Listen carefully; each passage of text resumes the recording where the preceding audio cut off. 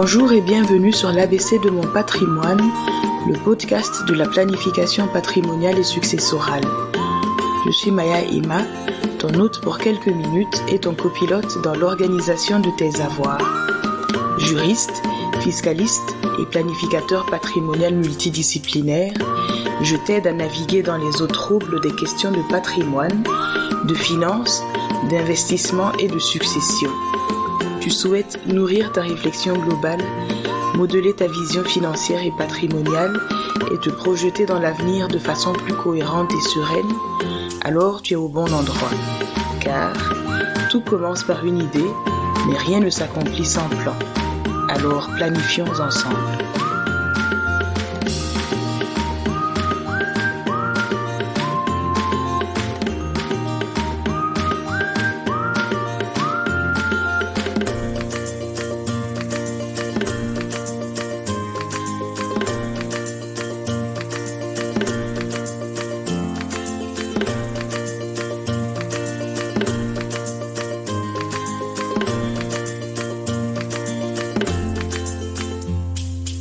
Aujourd'hui, nous clôturons le thème sur le planificateur financier. Comme promis, je vais te parler de ma pratique professionnelle. Tu t'impatientes d'en savoir plus sur ma méthode, n'est-ce pas? Dans ce cas, ne traînons pas. Entrons directement dans le vif du sujet. Faisons ça de manière ordonnée comme d'habitude. D'abord, nous allons parler de l'approche du planificateur patrimonial multidisciplinaire en général. Puis je te présenterai ma méthode et pour finir, je t'introduirai au bilan patrimonial.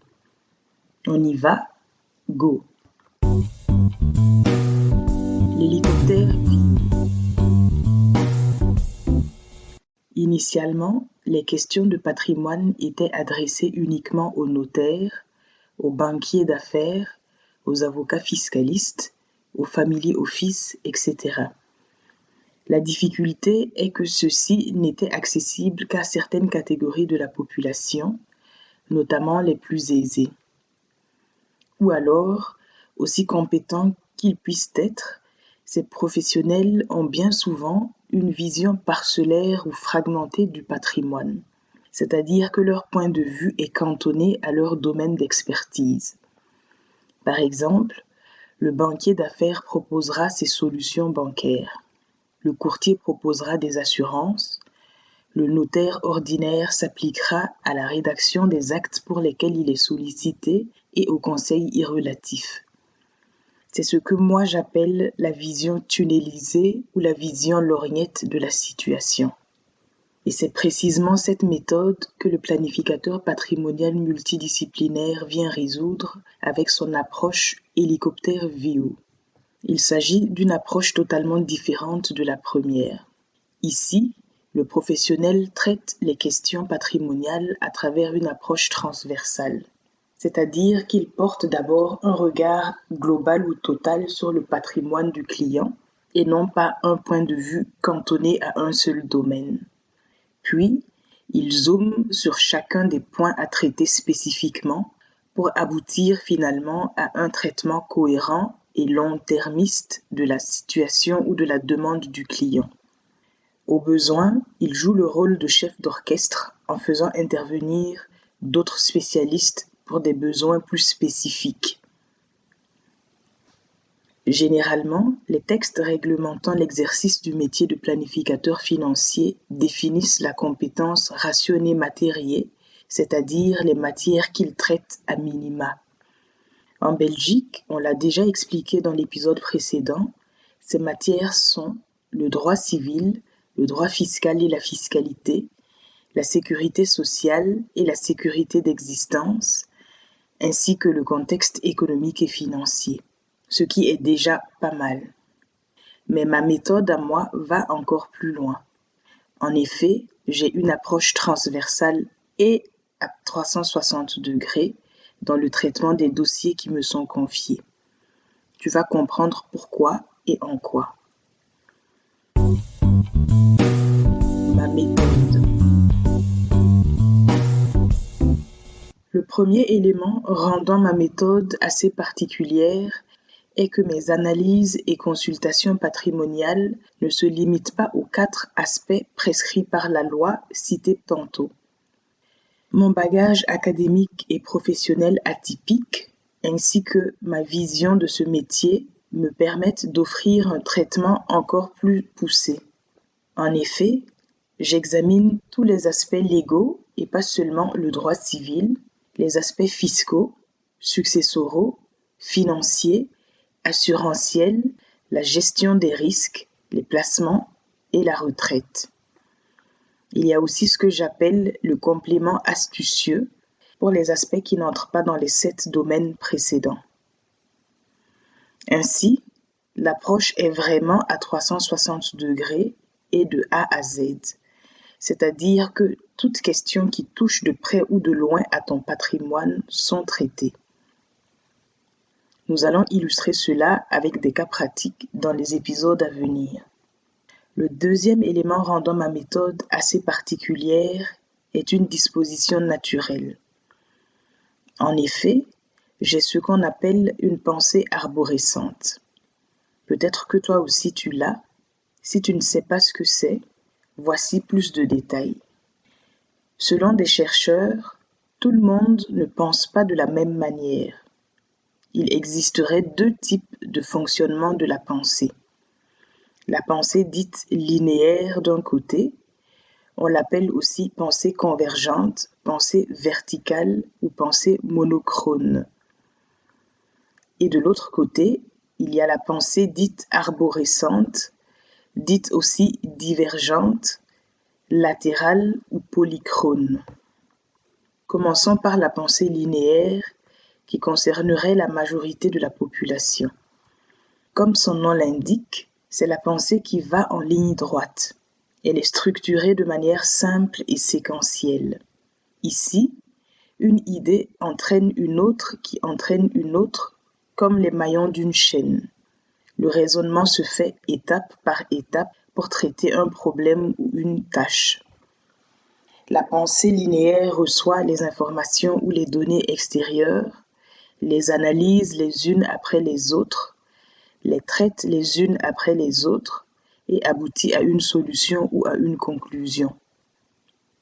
Venons-en à la pensée qui me concerne et qui concernerait une plus petite portion de la population, la pensée arborescente.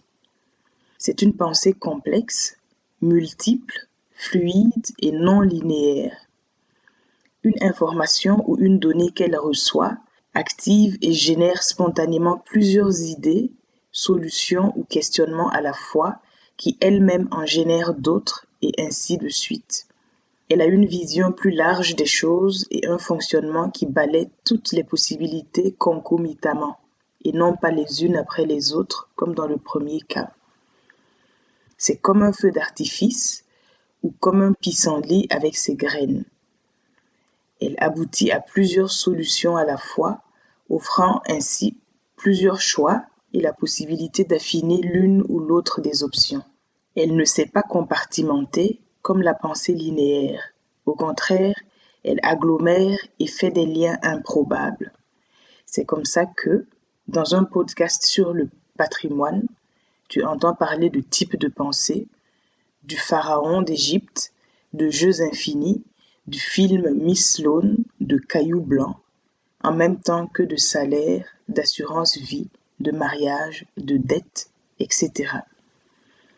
Ma pensée arborescente est un plus pour mes clients. Elle s'épanouit dans ce métier et permet de ne rien louper pour la plus grande joie des clients. Elle permet d'être exhaustive, d'avoir une compréhension plus fine, de veiller au mieux sur l'intérêt du client et d'être sûr qu'il est soigné aux petits oignons. Cela me vaut d'ailleurs de recevoir régulièrement de jolies lettres ou mails de satisfaction ou de remerciements, et c'est ma fierté. Donc, si tu décides de faire de moi ton conseil, tu es sûr de ne pas être déçu. Fais-moi confiance. Tu gagneras du temps, économiseras de l'argent et éviteras bien des ennuis.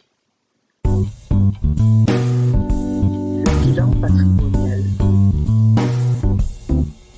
Je ne pourrais pas clôturer cet épisode sans te recommander de te faire établir un audit patrimonial. C'est essentiel, au moins une fois dans ta vie, et même si ton patrimoine te semble minuscule. Au moins une fois dans ta vie, et même si ton patrimoine te semblait minuscule. Ça va te sauver de beaucoup de situations. En effet, tu ne construirais pas une maison sans connaître le sol sur lequel tu bâtis, ni plan, n'est-ce pas? Eh bien, c'est pareil pour ton patrimoine.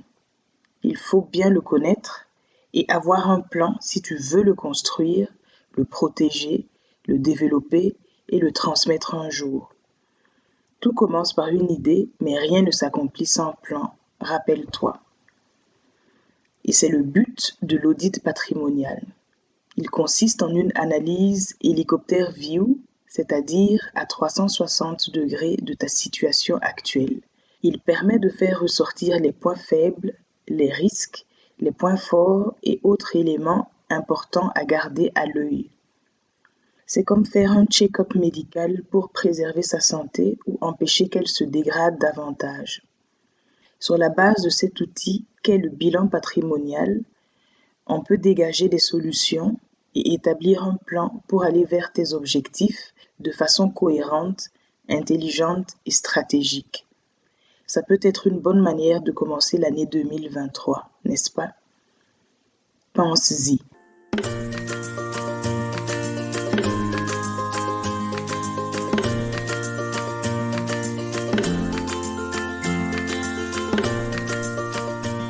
Ça y est, cet épisode sur la planification patrimoniale et successorale touche à sa fin.